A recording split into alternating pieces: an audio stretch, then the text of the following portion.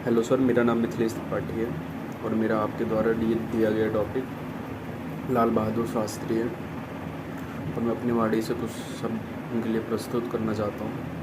Sir, Lal Bahadur Shastri ji का जन्म 1904 में मुगल सराय में, जो वर्तमान में लाल दीनदयाल उपाध्याय के नाम से जाना जाता है, हुआ था। उनके पिताजी का नाम मुंशी प्रसाद शास्त्री था, जो वर्तमान में मुगल सराय में कार्यरत प्रारंभिक विद्यालय में कार्यरत अध्यापक पद पर कार्यरत थे। उन्होंने कुछ साल बाद राजस्व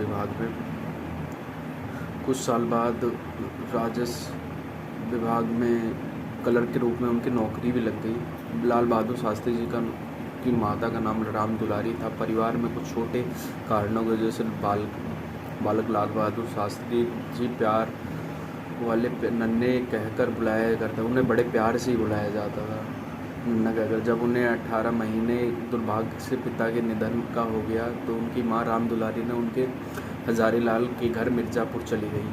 उनकी माँ फिर वहाँ से मिर्ज़ापुर चली गई। कुछ समय बाद वो नाना भी नहीं रहे, उनके नाना भी कुछ समय बाद बिछड़ गए और पिता के बालक नन्हे परवरिश के बाद मौसा रघुनाथ प्रसाद जी ने उन्हें बहुत सहयोग किया और ननिहाल में रहते हुए प्रारंभिक शिक्षा और ग्रहण करी। उन्होंने उसके बाद शिक्षा हरिश्चंद्र हाई स्कूल काशी विद्यापीठ से हुई और काशी विद्यापीठ से शास्त्री की भी उपाधि उन्हें मिली।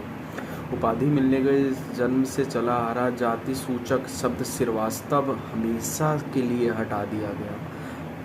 अपने नाम के आगे शास्त्री लगा दिया गया। उन्होंने अपने नाम के आगे शास्त्री लगा दिया। इसके पश्चात शास्त्री शब्द लाल बहादुर शास्त्री के नाम से परिणय ही बन गया। 1928 में उनका विवाह मिर्ज़ापुर के निवासी गरेड़ प्रसाद की पुत्री ललिता से हुआ। श्री ललिता से 6 संतान हुई। 2 पुत्री कुसुम और उनकी 6 संतान हुई, जिसमें उनके पुत्र हरिकृष्ण, अनिल, सुनील और अशोक भी हुए।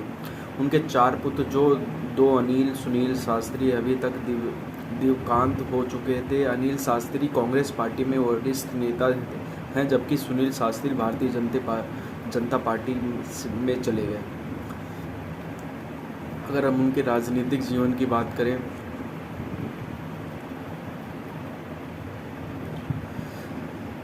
लाल बहादुर के राजनीतिक जीवन की बात करें तो राजनाथ बहादुर शास्त्री जी ने अपनी स्नातक की परीक्षा संस्कृत से उत्तीर्ण की थी और पश्चात उन्होंने भारत सेवा संघ से जुड़े होकर देश सेवा करें।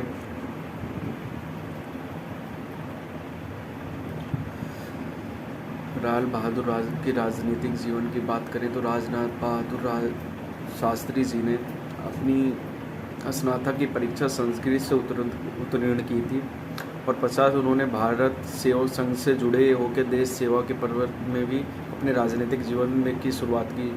और गांधी जी, जिन्होंने सारा जीवन अपनी सादगी में बिताया, उसे गरीब सेवा में कल्याण, भारतीय स्वाधीनता संग्राम से भी सभी महत्वपूर्ण कार्यक्रमों और आंदोलनों में भी सक्रिय भागीदारी रही है। उनके परिणाम स्वरूप ये कई जेलों में भी रहना पड़ा है उन्हें। और भूमिका उनकी 1921 में असहयोग आंदोलन, 1930 में दांडी मार्च यात्रा और 1942 में भारत छोड़ो आंदोलन में भी उनकी बहुत भूमिका रही है।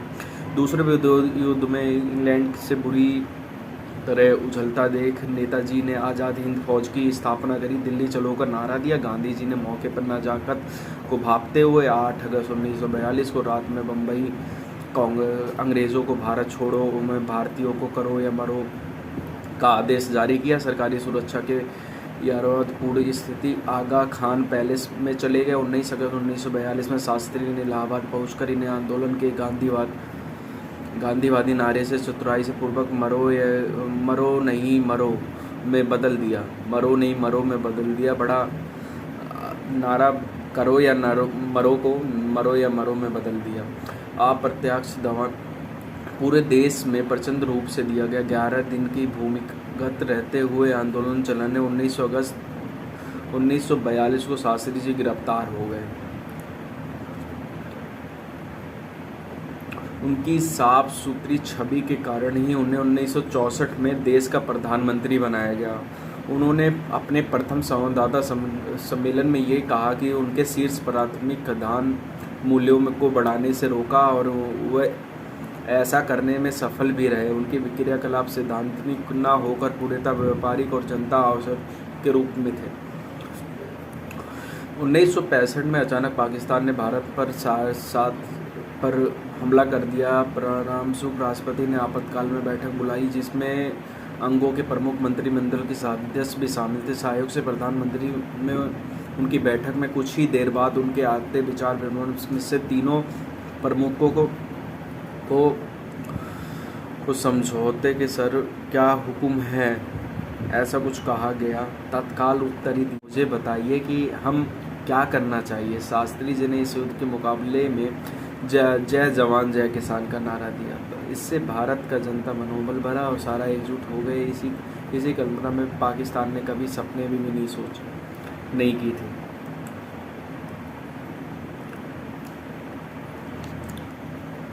आखिरकार रूस और अमेरिका से मिलकर शास्त्री जी ने जोर डाला गया कि उन्हें एक ही सोची समझी साजिश के लिए रूस बुलाया गया। उन्होंने स्वीकार कर लिया। हमेशा उनके जाने के लिए उनकी पत्नी ललिता शास्त्री को बहाल फुसला कर शास्त्री जी के साथ उन्हें राजधानी ताशगंद न जाए तो उसके मान अपनी इस भूल के श्रीमती ललिता शास्त्री जी ने मृत्यु पर्यटन पछतावा रहा। जब समझौता वार्ता चली तो शास्त्री जी ने एक ही जिद थी कि बाकी सब शर्तों पर मंजूर है, परंतु जीती हुई ज़मीन पाकिस्तान को लौटाना हरगिज़ मंजूर नहीं है।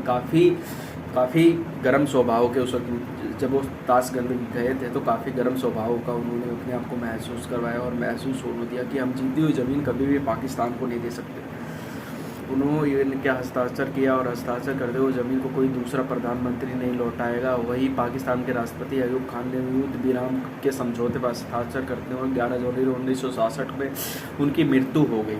आज तक रहस्य बना हुआ है कि वाकई शास्त्री जी की मृत्यु हृदयघात के कारण हुई या कहीं उनकी मृत्यु की वजह जहर को ही माना जाता। शास्त्री जी को उनकी सादगी और देशभक्ति की ईमानदारी के लिए बहुत भारत श्रद्धापूर्वक याद करते हैं। मरणोपरांत 1966 में भारत रत्न से सम्मानित किया गया। धन्यवाद।